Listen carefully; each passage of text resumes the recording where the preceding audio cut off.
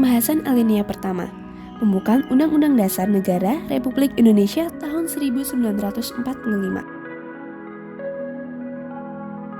Bunyi alinea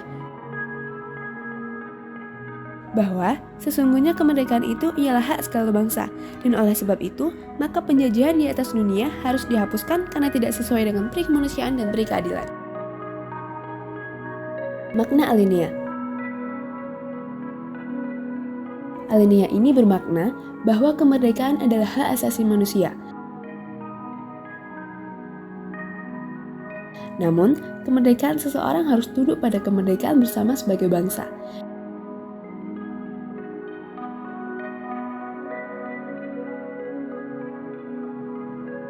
Inilah yang diutamakan dalam alinea pertama pembukaan UUD 1945 bahwa hak kemerdekaan bangsa dan bukan hak individu.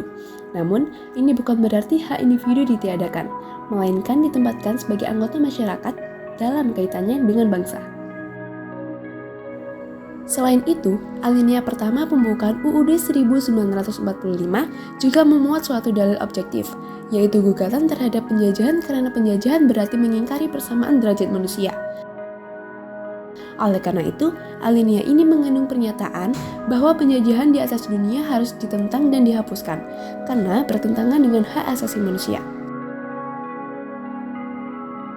Tak hanya itu, alinea pertama pembukaan UUD 1945 juga mengandung dalil subjektif, yakni adanya aspirasi atau tekad bangsa Indonesia untuk membebaskan diri dari penjajahan. Pokok pikiran.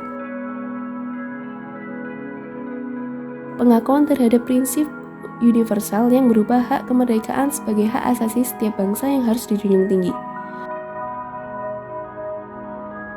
Menunjukkan keteguhan dan kuatnya pendirian bangsa Indonesia dalam menentang penjajahan atau imperialisme di mana saja karena bertentangan dengan peri kemanusiaan dan rasa keadilan.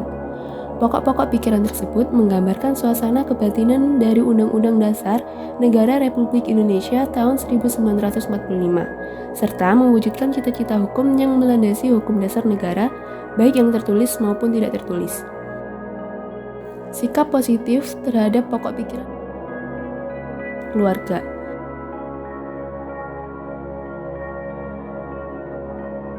Menghormati hak semua anggota keluarga untuk berpendapat tanpa membeda-bedakannya. Tidak mengganggu saudara di rumah yang sedang belajar karena mendapatkan pendidikan merupakan salah satu hak asasi manusia. Berhak atas kebutuhan makan dan minum sesuai dengan gizi dan nutrisi yang dibutuhkan. Berhak untuk kemerdekaan pikiran dan hati nurani, artinya semua anggota keluarga berhak menyampaikan pikiran dan perasaannya tanpa dibatasi.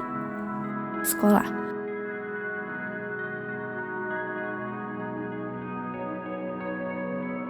Memberikan murid kebebasan berpendapat selama sopan dan bertanggung jawab, berperilaku sopan dan ramah kepada penjaga sekolah dan staf lainnya, tidak menertawakan tetapi menolong teman yang sedang kesusahan, ikut bahagia ketika teman sedang berbahagia.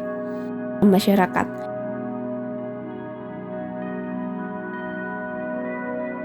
Menjalin persatuan dan kerukunan warga melalui berbagai kegiatan, sadar pada ketentuan-ketentuan yang menjadi keputusan bersama, menjunjung tinggi norma-norma pergaulan, bangsa dan negara.